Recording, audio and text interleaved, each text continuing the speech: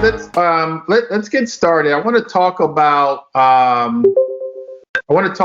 wholesaling, and I know a lot of you guys are wholesalers. I went and checked on a couple of properties from some of my investors today, and both of those properties, both NDC, both of them were able to get their properties from wholesalers. And so I want you guys to know that wholesalers play a pivotal role in really the success of flippers.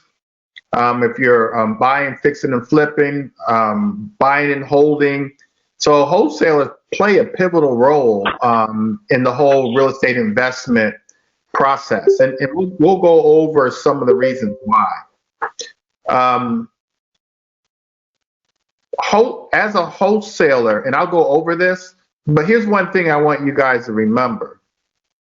Your number one focus should be is getting deals below market and that fit the formula. I'll go over the formula, but most of you guys have already been through the formula, but that's your number one role. Your number one role is to be on the hunt for properties every single day. And so when I was in my early 20s, that's all I focused on. That's all I focused on. Didn't have a lot of money. The money that I did have, I would save it up to buy a buy and hold every year. My goal was to buy one buy and hold every year. But I got really good at finding properties. And so I didn't wholesale. I would just partner with other investors that wanted to fix and flip. I would partner with them. I would find the deals. They would finance the deals. And we both would manage the contractors, and we flipped a lot of properties in the 90s, late 90s, early 2000s, until I got the confidence on my own and the money, credit, everything to do them on my own. So now I do them on my own, for years. But I mean, that's how you get started, you guys. And so this is a great market for wholesalers. It's a great market for wholesalers because cash buyers who are fixing and flipping need you. They need the deals. They need the deals. Most cash buyers, they don't have the time or the wherewithal to find properties. They're not focusing on cold calling, bandit signs. They're not focused on going to the probate office. They don't do those types of things. Their focus is buying a property, getting it renovated, and managing their contractors, and then getting the properties back on the market. That's their focus.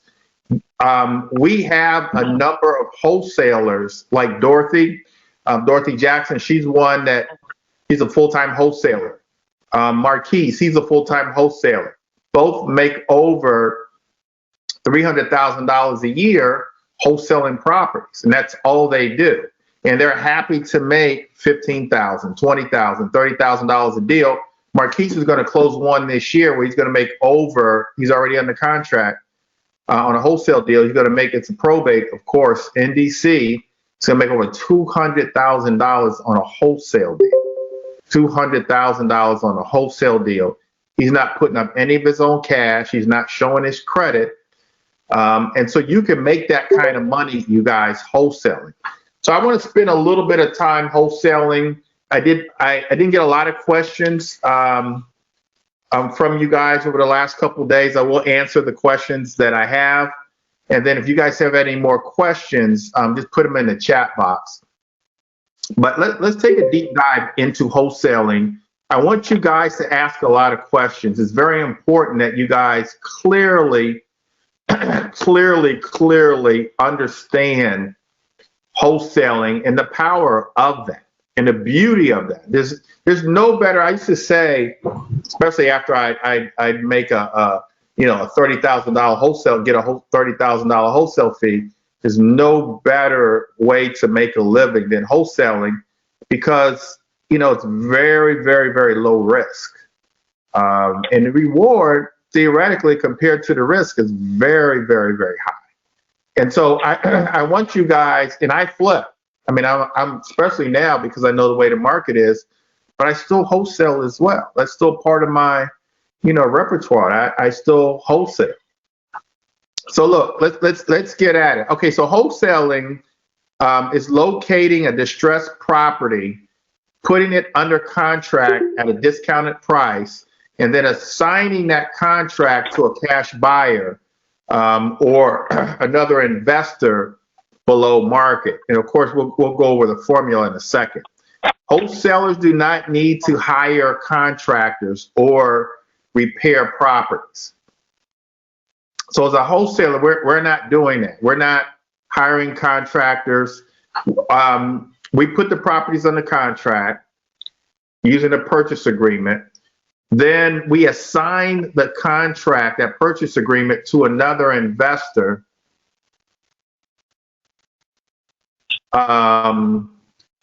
We send it to another investor. We sign an assignment agreement with that other investor. On that contract, it's going to state how much money you're going to make. Once the deal closes, you get paid your $15,000, $20,000, $30,000, and you go off to find another property. The cash buyer or the investor, they deal with the contractors. You don't. They deal with the contractors. You don't. It might be prudent for you to kind of follow that project, learn what's going on, come back to that project when you can to learn, but you're off finding another deal. You're not dealing with the contractors.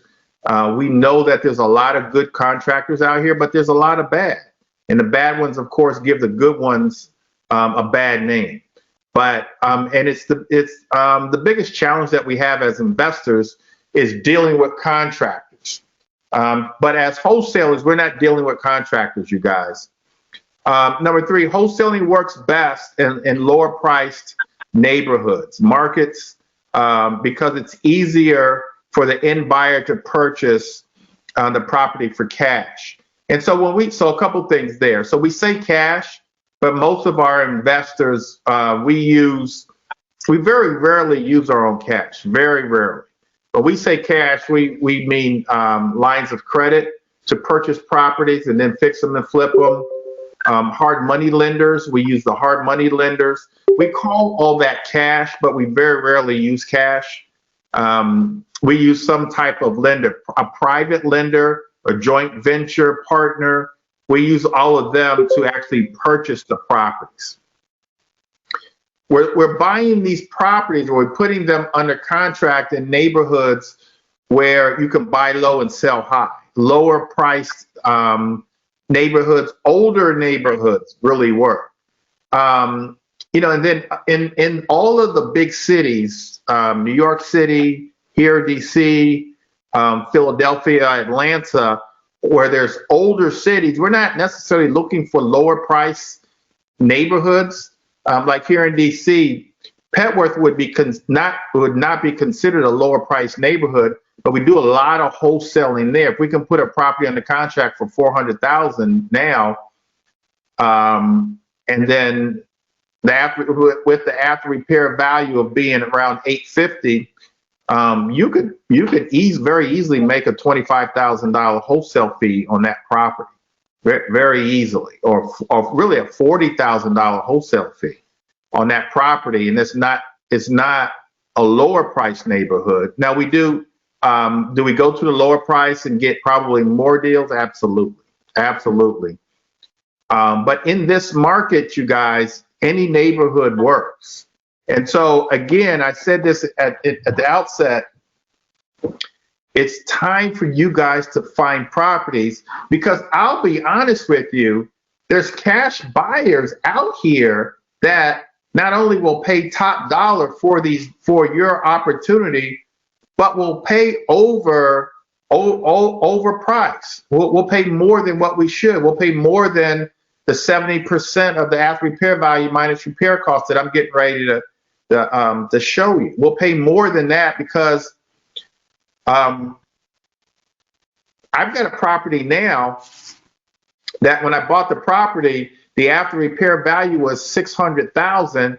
I just ran the comps on the property, but actually there's a house 2 doors down that's on the market now. It's on the market for 660.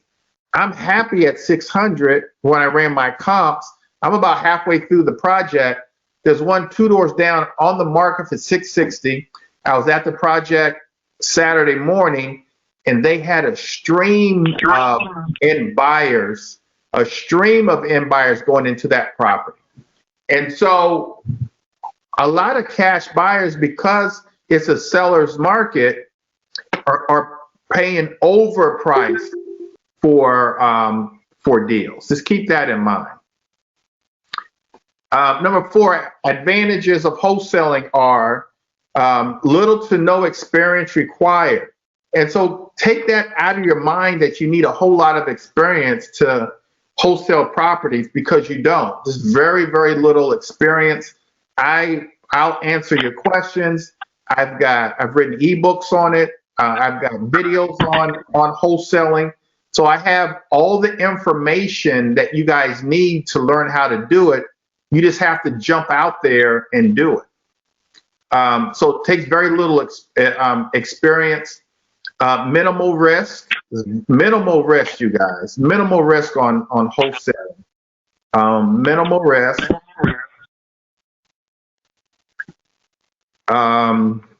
Where are we?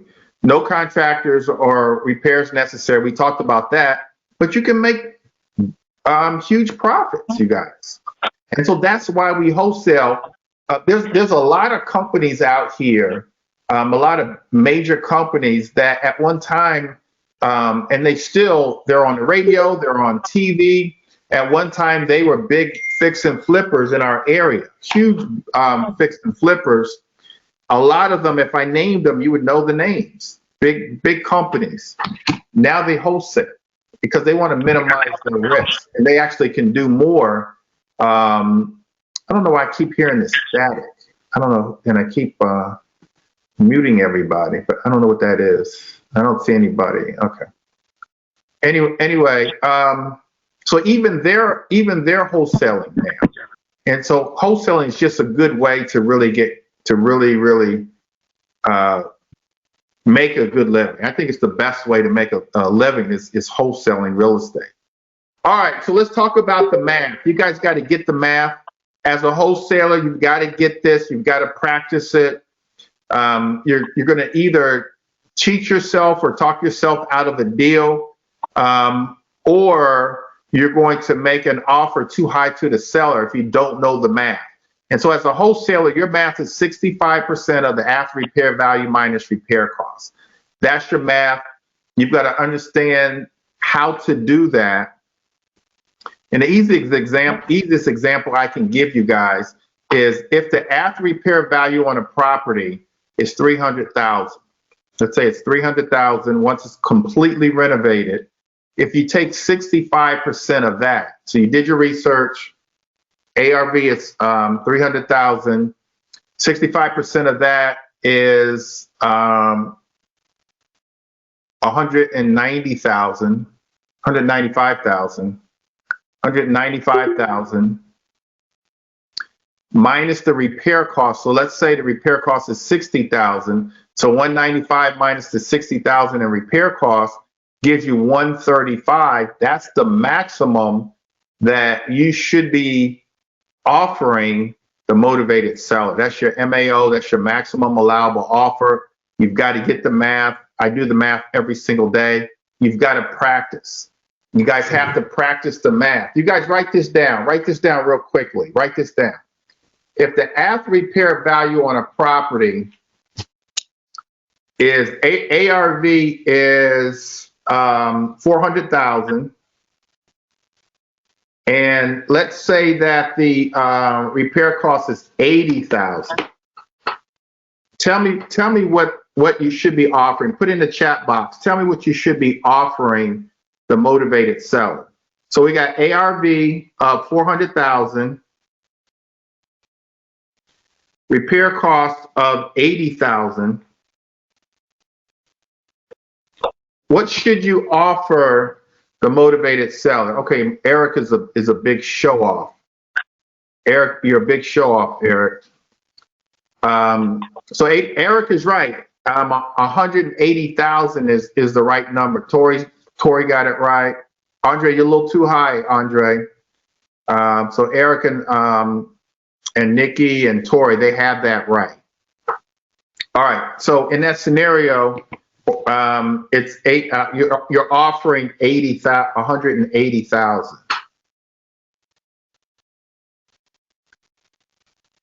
So it's 180,000. Okay, look, you guys, the cash buyer, you have to know the math for the cash buyer.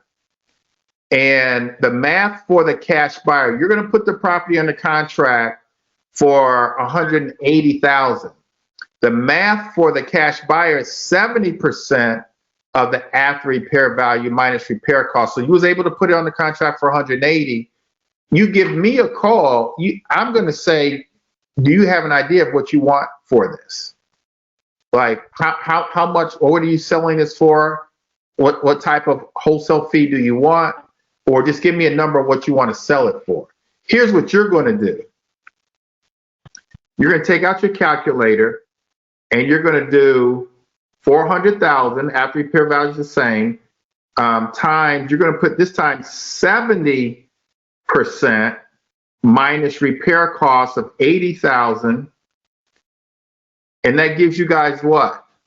What are you offering the cash buyer? What are you offering the cash buyer, you guys?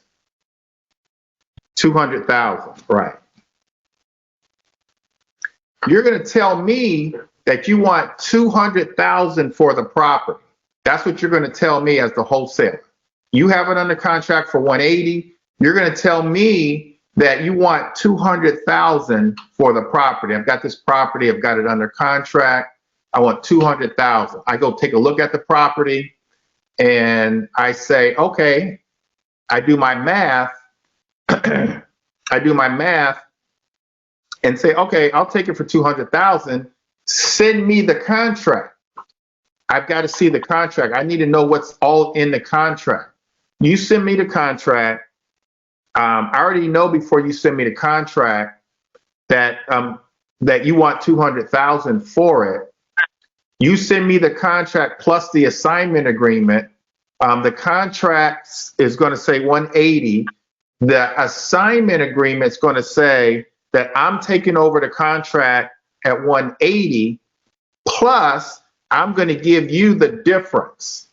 And so what's the difference? How much are you making in this deal? I think Eric put 20,000. So you're making, the difference is 20,000, you guys, or the difference should be 5% of the after repair value on any, write this down, you guys, on any wholesale deal. Your goal is to make a minimum of 5% of the after repair value. That's your goal, is to make 5% of the after repair value. 5% of the 400,000 is 20,000. That's your goal. And if you do the math, that's the difference between putting it under contract for 180 and then selling the deal for 200. Assignment agreement is going to say 180 sales price, cash buyers taking over all the rights and responsibilities of the purchase agreement. But also, it's also going to say that that I'm going to pay you $20,000. You guys with me? Put yes in the chat box. Are you guys with me? Should we do another scenario? You guys with me? Yes means you guys are with me, right? Okay. All right, so you guys are with me.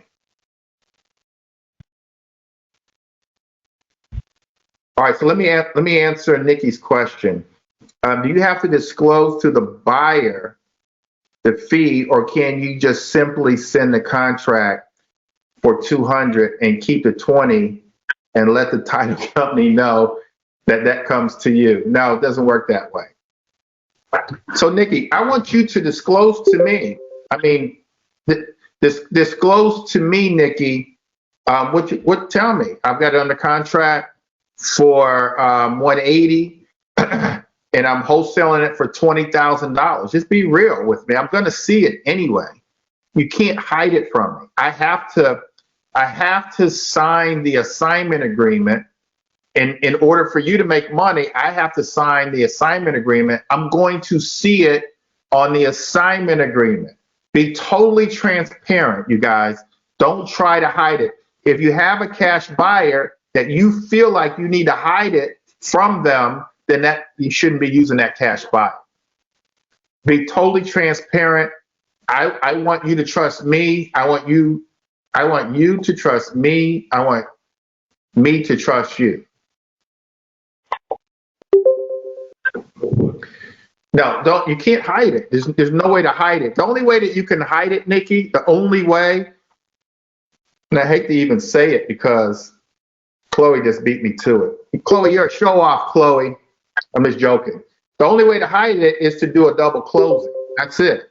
Like, Nikki, you put it on the contract, you go out and get a loan, and you close on the deal, then you sell me the deal.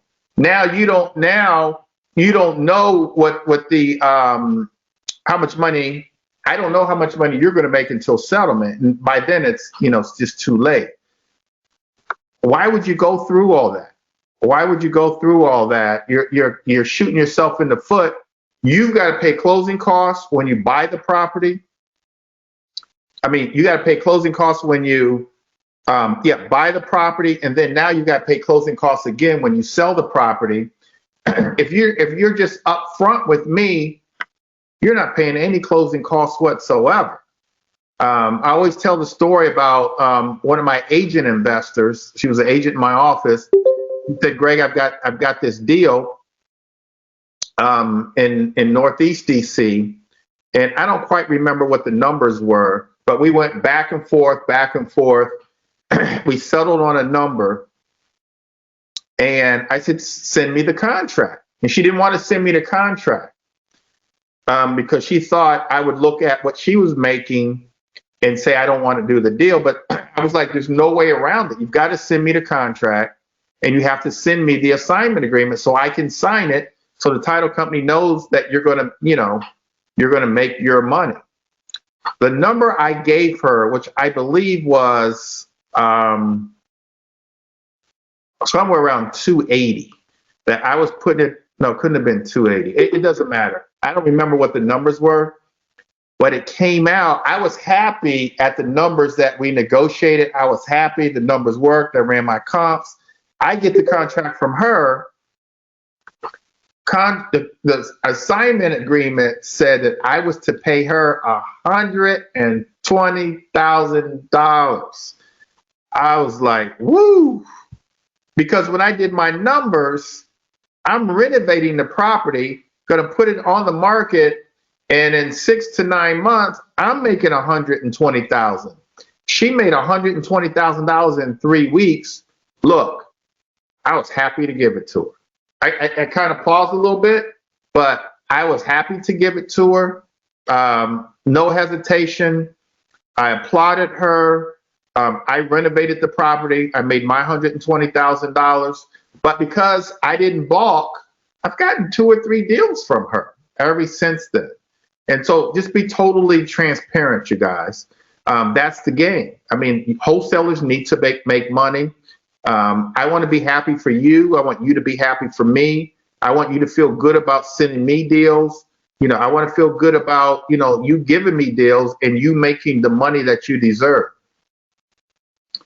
All right, so Lynn is saying, hey, Lynn, what if you are dealing with the cash buyer for the first time and they try to talk you down because they think that you are making too much? I was told to send them the contract after the deposit of the EMD. Now, so Lynn, you're on the assignment agreement. This is another day, but we'll go over the contracts. So 2 things right there. Number one, the first thing that comes to mind is if you have to be confident in your numbers, you've got to be confident in your numbers. So confident that, Lynn, if this cash buyer doesn't want to give you your number, let's say your number when you do your math says that you're to make $40,000 or $50,000, and that's 65% of the after repair value minus repair cost. You've got to have confidence that you've got the right numbers, so much so that if this one cash buyer doesn't want to pay you your $50,000 assignment fee, you call another cash buyer. We'll talk about building your cash buyers list next. You call another cash buyer.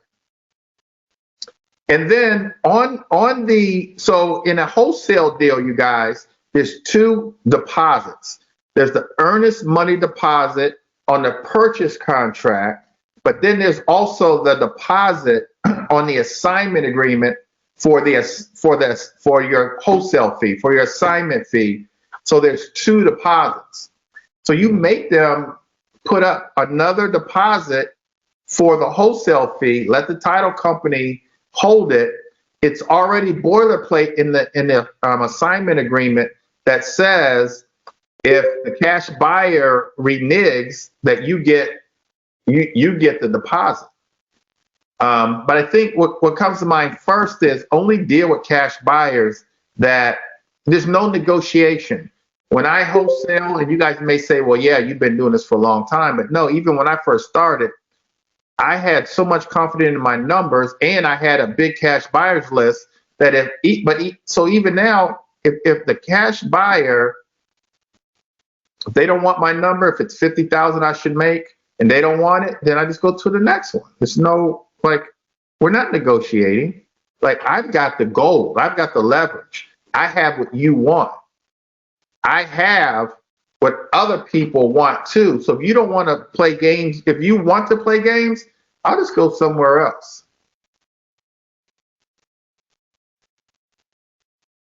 All right, so just like what Carlos just said, you guys, read what Carlos said in the chat box. This is my fee. If it doesn't work for you, then you move on to the next one. It was some song. On to the next one. On to the next one. Somebody put in the chat box what song I'm thinking about. Who sings that song? On to the next one. I know y'all think I'm old, but I know these songs. Jay-Z. There you go, Reagan. There you go, Reagan. Jay-Z. On to the next one. On to the next one. All right. Lynette, come on, Lynette. I'm not that old. But that's where it is. That's where it is, Lynn. We're not negotiating. When you guys get your paycheck, some of you guys who are working full time, when you guys are getting your paycheck, do you negotiate that? Is that negotiable? Does your employer say, well, okay, well, this 2 weeks I'm only going to give you half? You guys would go berserk if your paycheck came in and they cut it in half. So why are you going to let a cash buyer cut your pay in half? That's right, Shayla. Absolutely. That's right. We're not cutting anything in half. As a matter of fact, we're going to go up higher than we should because we know that it's a seller's market. Somebody give me an amen. Somebody just ought to give me an amen. There you go. We're going to 80, Shayla. That's right. We're going to 80. There you go. All right, let me. I want to stay on track. Y'all got me wanting to preach up in here. Charles, they got me wanting to preach up in here. Won't he do it? Hey, Charles, won't he do it? Won't he do it, Charles? You know he will. All right, let's build a cash buyers list. There you go, Mike. There you go. All right, so one of the most important things a wholesaler can do for yourself, other than finding the deals, you guys got to find the deals. You've got to know your math. Now you've got to build that cash buyers list. I recommend finding cash buyers that you know, that have a good reputation, that you know is going to pay you, people that you know. It's very, very difficult, like Lynn mentioned, it's very, very difficult doing deals with people that you don't know. If it's someone that you don't know, you have to get a deposit. You have to get a deposit on the deal, on the wholesale fee. But more importantly, you guys, listen to this. You got to get proof of funds. You have to get proof of funds lender letter. You've got to know that they have the wherewithal to close the deal. Don't just take somebody's word for it. You got to get evidence that they can close the deal, because if you put them under contract, and the contract that you gave the motivated seller has a timeline on it, has a settlement date on it. And if this cash buyer that you choose that you don't know, if they go past that timeline, then you just lost your money. You just lost $15,000, $20,000, $30,000, $50,000. And so, especially if it's someone that you don't know, you got to get a lender letter. You got to get a bank statement. You've got to call the lender. Like, you've got to know that they're going to close this deal without, and don't be ashamed of it. This is your money, you guys. And so you've got to take charge. So Carlos is asking a good question. Carlos, all the deposits on your wholesale fees, all of them are non-refundable. It says it's already in the contract. They're non-refundable. The only way that they're refundable is if the seller, for whatever reason, reneges. The seller, there's a title issue. It's the seller's fault. Other than that, that deposit is non-refundable, you guys. It says it right on the contract.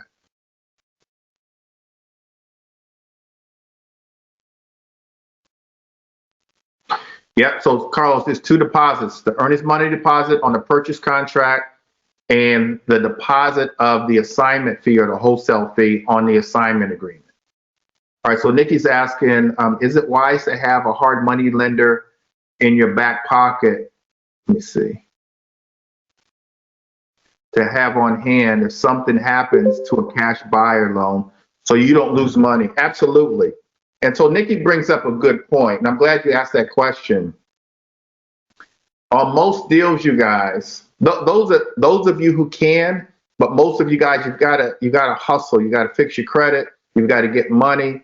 On most of my deals, I have two exit strategies on the deal, and in most cases, my number one strategy is to wholesale.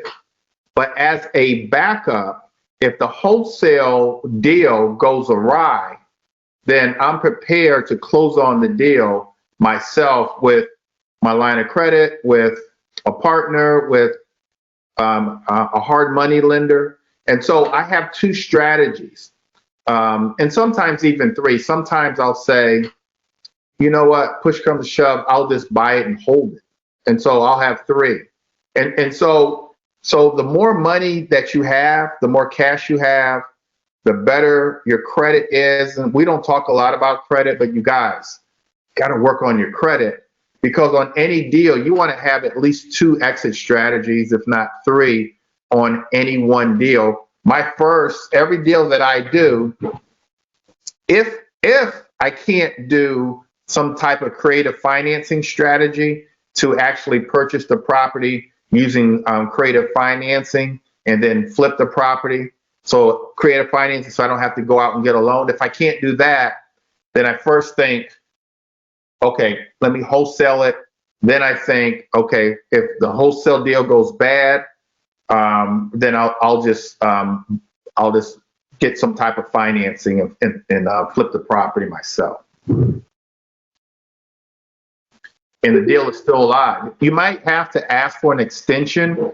Eric, you might have to ask for an extension with the motivated seller, and you guys can sign some type of addendum to extend.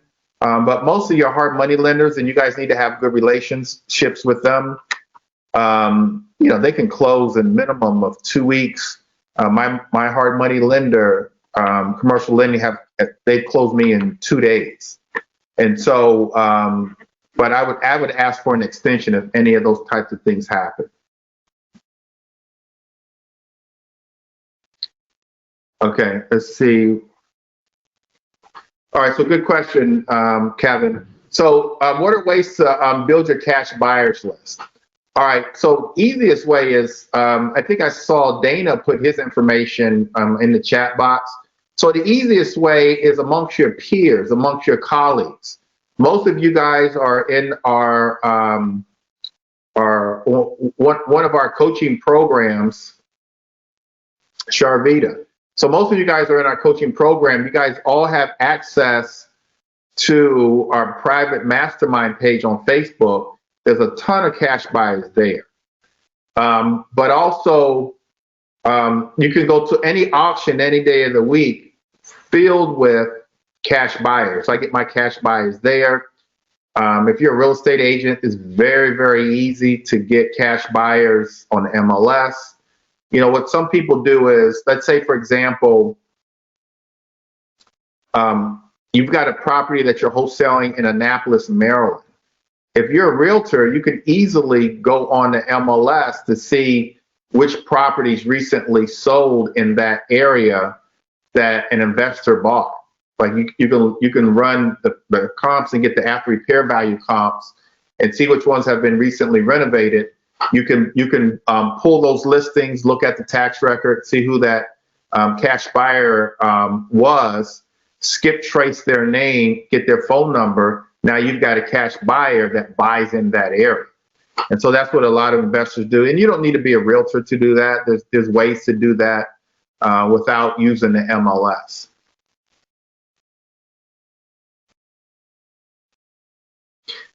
All right, so Adrian, let's see. Oh, so that's next, actually, Adrian. All right, so build your cash buyers list, you guys. Once COVID is over with, another easy way is, we'll start having our meetups. So we prior to COVID, we'd have a monthly meetup where we'd have 200 or 300 people once a month gather. And then that's an easy way to network. So it's a little harder to network now, but that's an easier way to network, to find your cash buyers. The RIA meetings, the meetups, places like that. In my coaching program, my platinum coaching program, and they're gonna shadow me in my platinum coaching program. I think it's this Saturday. You guys will get a email tomorrow. They network with each other. They should have all each other's information. So at the properties, they network with each other. All right, that's cash buyers. Auction properties, short sales, and foreclosed properties. Here's how you guys do this.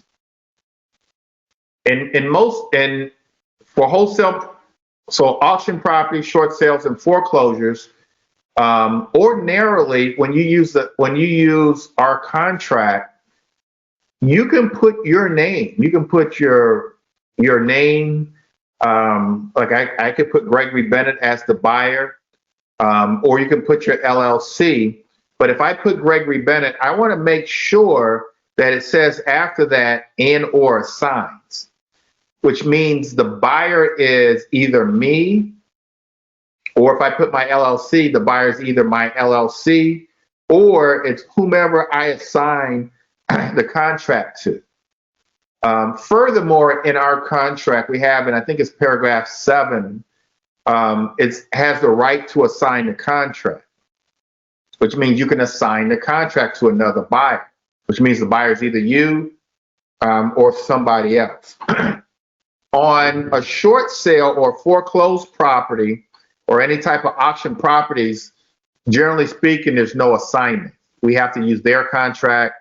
If it's a foreclosure, we generally have to use the bank's contract. There's no and or assigns, which means you've got to use an LLC. You can't use your LLC because let's say we use your LLC and you use your LLC, you win the bid. Now you come to me and want to assign it to me. I'm not you. Or you may have 2 or 3 or 4 other properties in the LLC. You can't assign that LLC. Now I take over the LLC. Now I own those properties. And so for these properties, we use what I call a generic LLC, one that's made up. The easiest way to explain it is, let's say the address of the property is 123 Main Street. On one of these type of deals, you use as the buyer when bidding on the property, and if you win, 123 Main Street LLC.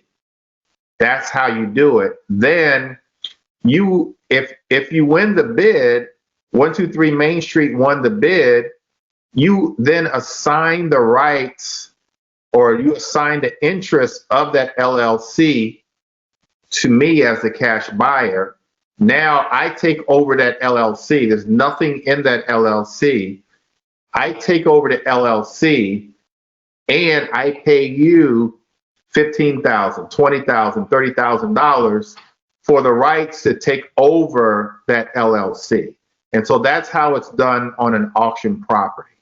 You're signing over the rights of an LLC that you've made up. And now, in most cases, you guys, you're not going down getting the articles of incorporation in this, because you don't know whether or not you're going to win the bid or not. You win the bid, I go down as the cash buyer, or I'll go online and register that LLC, and I'll be the resident agent of that LLC.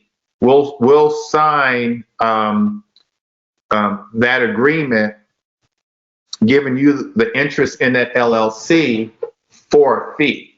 And so that's how you wholesale an auction property, or short sale, or a foreclosure. And you guys, we do that. We do it every day. And I don't know if it sounded complicated or not, but we do it all day long. Yeah. So Gary, I have that form. So send me an email. So we have that form. I believe that form is in the investor toolkit. I believe the assignment of interest of an LLC is in the investor toolkit. But yes, we definitely have that form. So Clinton says it is. It's in the binder as well, Reed.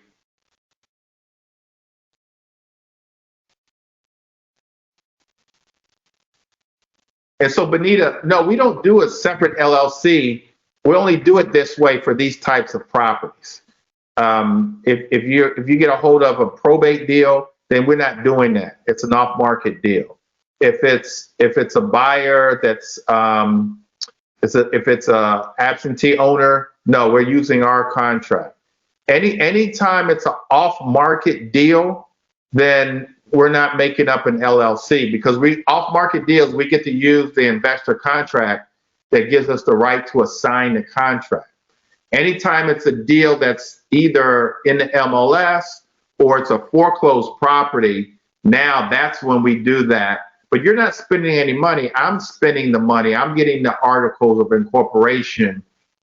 You're just making up a name. And then if the deal goes through, I can get the articles online within 48 hours. But then also, if I want, now this is all pre-COVID, I can go down, depending on the jurisdiction, I can go down and get the articles of incorporation and deem myself resident agent. I can walk in and walk out with it. So we can do it that way. It's pretty quick. All right, so let's see. Shayla, you're writing too much, Shayla. All right, let me see, make sure I answer these questions.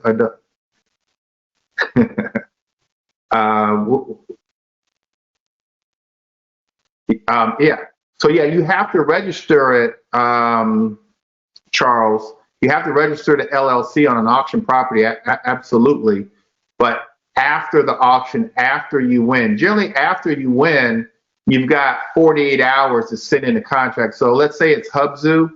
On Hubzu, you've got 48 hours to send in the contract with the earnest money. Obviously, the earnest money is going to come from me. We will send in the contract, but I'll get the articles. All right, so what's the best avenue to try to find a homeowner for the property you found? Okay, I was getting to you, Shayla. I've got you right here. All right, but let me answer you now. All right, so number one, all right, so Shayla's asking, what's the best avenue to try to find the homeowner for a property you found? So the best way is the act of what we call skip tracing. So you've got to skip trace. And so if you have the address, then you can use Deal Machine, and you put the address in Deal Machine. Deal Machine will give you the homeowner's name and phone number.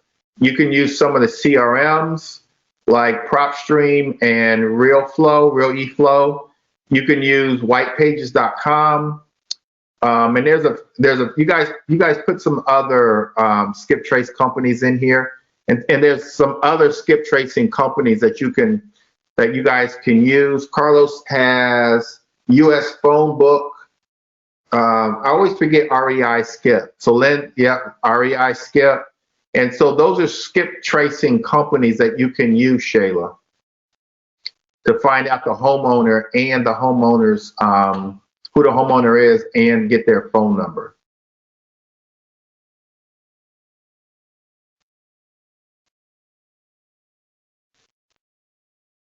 So Carlos has put another site in there, you guys. Write that down.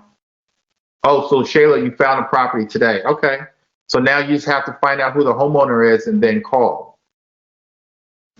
Let me make sure I answer Shayla's other question. No, so there's no live classes held weekly. So for our platinum coaching students, we have Keith meets with them one-on-one, I think once a month. They shadow me out in the field once a month. I think a week or two ago, we had our own separate sort of a boot camp that we have every quarter, but I might move that to every month. We give them a dashboard called Coach Accountable that's filled with all of these recordings are in there. The 8-week course is in there. All of our resources from all of our lenders, our retirement people. So all of our resources are in there. There's a full library of videos. There's lots of learning tools that they get.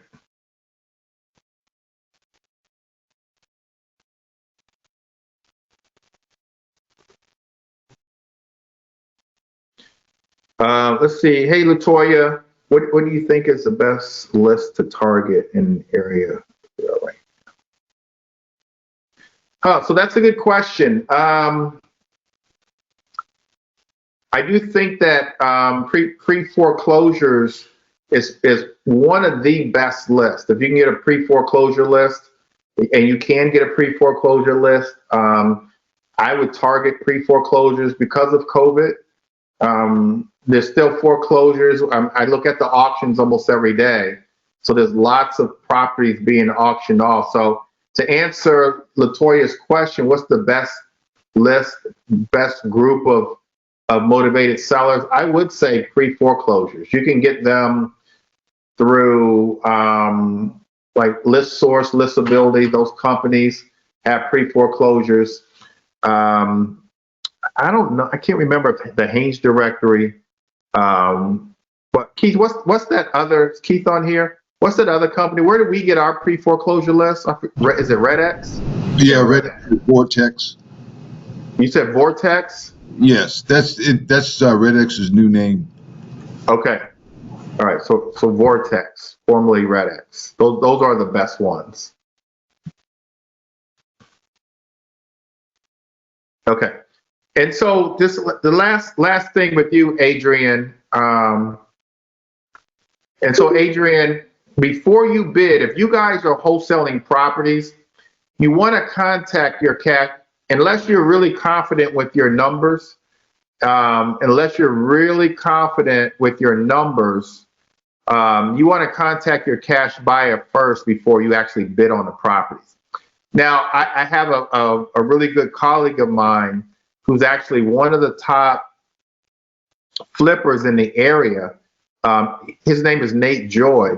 He's one of the top investors in our area. Him and I are actually doing a podcast tomorrow at noon about mindset. Part of his strategy is he flips, but he wholesales too. He actually finds his properties at the auctions, and he'll either keep them for himself or he'll auction them off.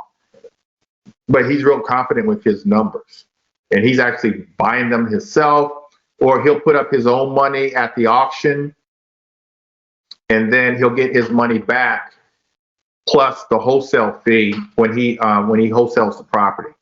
And so, Nikki, I always forget about Remind for and that's primarily for realtors. I know it's in the Bright MLS. So Remind Pro skip trace as well. So good point. So Jason, you're going to get an email. You probably already have an email, but you'll get an email I think tomorrow for the podcast. The podcast is actually going to be on my Facebook. I'm going Facebook Live. So you can go to my Facebook, the Bennett team. You can catch me there. It'll be uploaded to my Instagram. So you guys follow me on Instagram, Greg Bennett Invest. It'll also be on my YouTube channel live, and then where all the podcasts are. It'll be uploaded there. But to catch it live, if we're not Facebook friends, friend me. You can friend me now.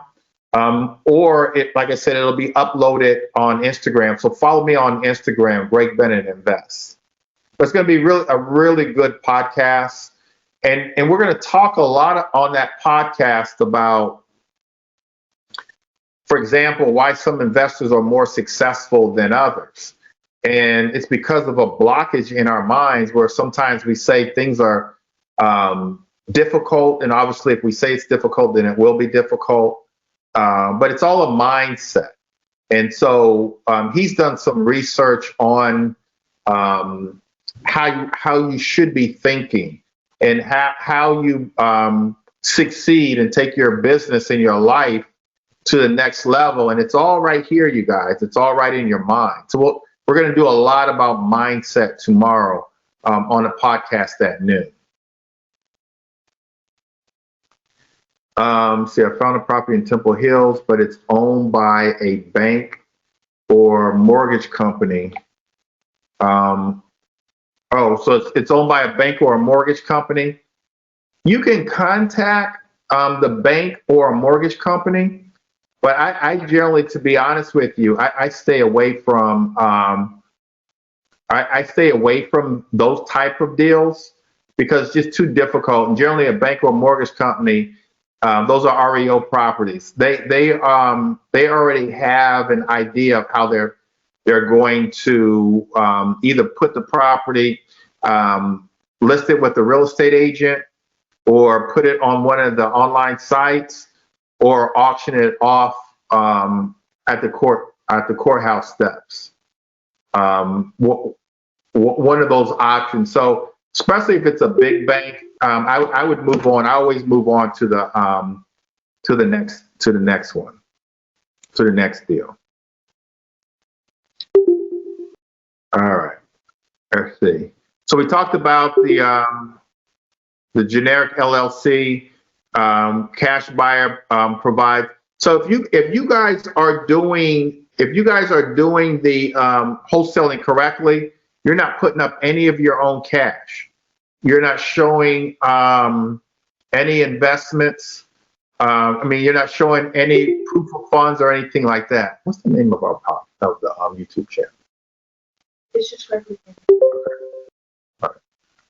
I had to ask my daughter what the name of the YouTube channel is. So it's just my name, Gregory Bennett. So I'll go live there. Let's see, a couple other things, and then we'll get you out of here. We're almost at an hour. Let's see. Okay, know how to wholesale multifamily properties, businesses, land deals. It's all the same thing, you guys. It's all the same thing. As a wholesaler, people wholesale precious metals. It's all about getting something low and selling it a little higher. And the difference is your wholesale fee. That's the difference. The difference is your wholesale fee. And so, and so I've wholesaled multifamily in the past. And so I was able to do the numbers and understand the numbers, understand after repair value, understand the income. Income generating properties is a little different to wholesale because we're not just dealing with after repair value, or sometimes also dealing with cap rates. And all right, Pamela. Pamela Hubbard just subscribed to my YouTube channel. Yes, we love that. I just got a notification. All right. And so that's that's how you do multifamily. So look, you guys, number 4 right here, create a system and for consistent follow-up. We like to say that the fortune is in the follow-up. You guys have heard me say that before. You've got to follow up. You've got to follow up. You've got to create a system to follow up. There's a lot of CRMs out here like PropStream that helps you follow up, Real eFlow that helps you follow up. Utilize the technology, the apps, create that good follow-up system.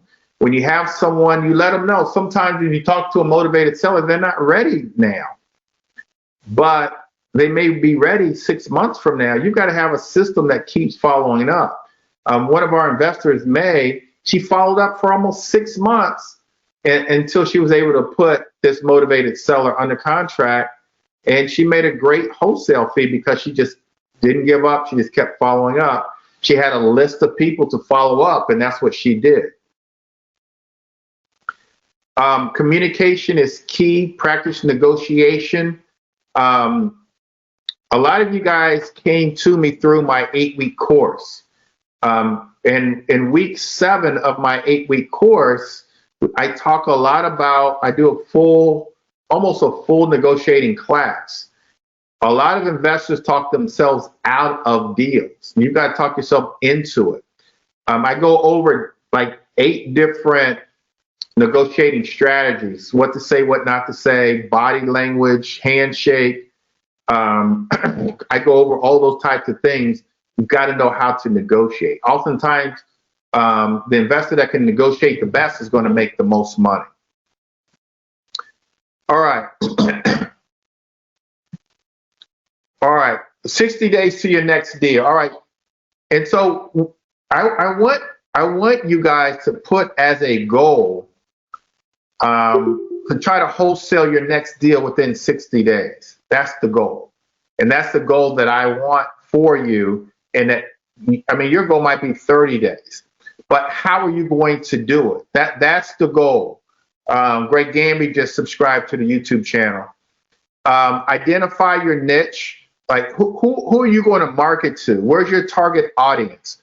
Be it an area or be it certain motivated sellers.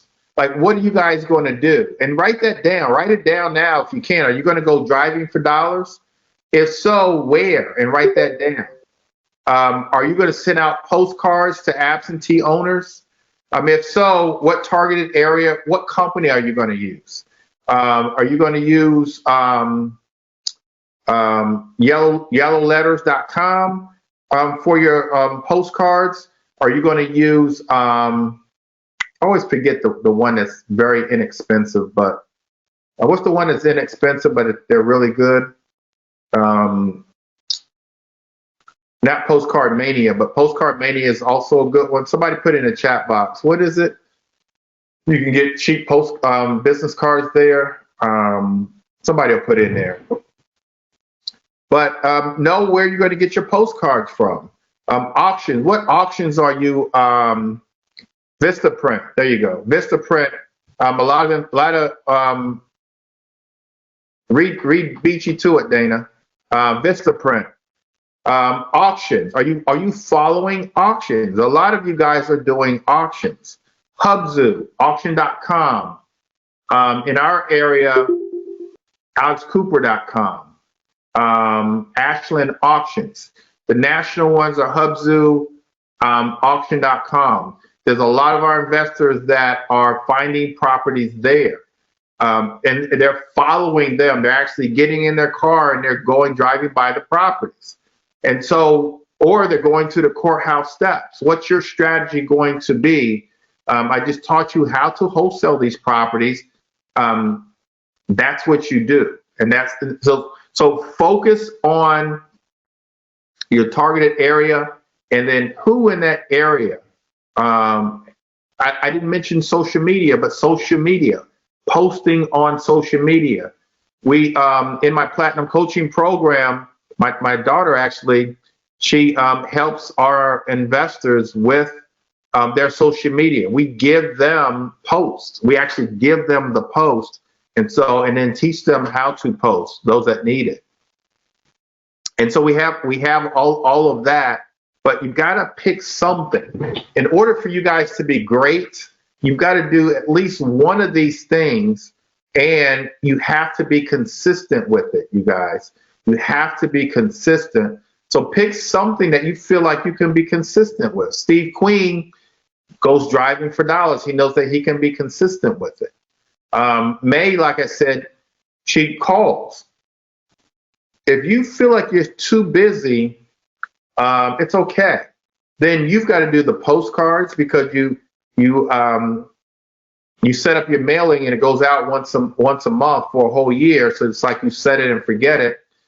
You can hire virtual assistants to make calls for you. So while you're at work or while you're busy, they're calling for you. So you can set that up. But you've got to do something to get deals, you guys. Those of you guys who are cash buyers, get with the wholesalers. Most of the people on this call right now are wholesalers. Get with them. Get your deals from wholesalers. We talked about the different ways of getting your cash buyers list. I'm not going to spend a lot of time with that. But in order for you guys to close your next deal in the next 60 days, you've got to get with cash buyers and build that list. If you're buying properties in Atlanta, Georgia, then you've got to have a cash buyers list of people who buy in Atlanta. If you're finding multifamily properties in Los Angeles, California, you've got to find cash buyers and build a cash buyers list of investors who buy multifamily in LA. Same with DC. If you're finding land, you need a cash buyers list of land. And so build your cash buyers list according to what your marketing strategy is. Assemble that team. Coach, I'm happy to be your coach. Investor title companies. We have that as well. Real estate agent, if you're not a real estate agent, you have to learn, you have to get with a real estate agent to have them help you pull comps. And so you've got to build that team. Start marketing every day, you guys. Cold calling, everything that I just mentioned. Some people have had good luck with Craigslist ads. Social media, I can't stress enough social media, you guys. Social media is the king. You've got to brand yourself through social media. Follow up every day, schedule an appointment, research and evaluate the property, know your numbers, know that Mayo formula. Know that you should be making about 5% of the after repair value. That's what you should be making. Keep the contracts, learn the contracts. In our 8-week course, I teach you how to write those contracts. Also, if you don't have our 8-week course and want it, go now. You can go now, and you probably need to. I'm going to put in the link there. It's wholesaleforprofits.com. Hopefully I spelled this right. Yeah. Yeah. All right. So you can go to wholesaleforprofits.com and get the 8-week course that will teach you the negotiation. It takes a deep dive into the math, contracts, marketing. I mean, it just goes over. It's robust. Plus, it gives you a whole bunch of different bonuses along with it. Go there now. Go to wholesaleforprofits.com. We talk about subject to deals, number 9 on here. Consider presenting creative marketing strategy. So in the upcoming weeks, we'll go over creative financing. I'll go over that more in depth with you guys. But put the properties under contract, assign the contracts to your cash buyers. Let's get paid at settlement. Let's do it. Let's go, you guys. 2021, we need more success stories. We had a whole lot of success stories last year. We need more this year. I visited 2 properties, like I said, today, and both were really buy and holds, both in DC. The first one, she found the property. She's a dentist. It was one of her patients. Found the property, renovated the property, rented it out to a voucher holder. The other one found the property at an auction, online auction. So she found the property at an online auction and won the bid. And so both females, and they're doing it. This is a male-dominated field, but these females are getting it. They're getting it. And so they're doing extremely well because they're not afraid. I mean, they're going for it. And, I couldn't be more proud. And so that wraps it up, you guys. Any questions, any lingering questions that I can answer? So yeah, Clinton, we'll upload this, Clinton, into your portal. I'll see if my daughter can do it tonight for the Platinum Coaching students, and then we could email it out to everybody else. And so we'll upload it. Keith, make sure we upload this into Coach Accountable for the Platinum Coaching students, and then we'll email this to everybody else. This handout right here. Any other questions? Make sure you guys tune in tomorrow. You can, all right, Tamika, I see you, Tamika Gatewood. You can friend me on Facebook, follow me on Instagram. We'll go live tomorrow. If you guys have any questions about mindset, we'll be there. We'll be live noon tomorrow. Let's go, you guys. Let's make this year a great year. Let's take action. Wholesalers, we need you. Cash buyers, we need you. Go find some properties to make money because we need you. All right, you guys, let's go. Let's get it. God bless you guys. Take care. Good night, and I will talk to you soon.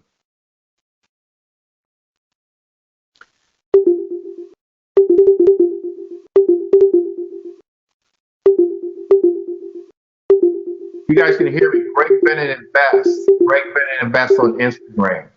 Greg Bennett Invest.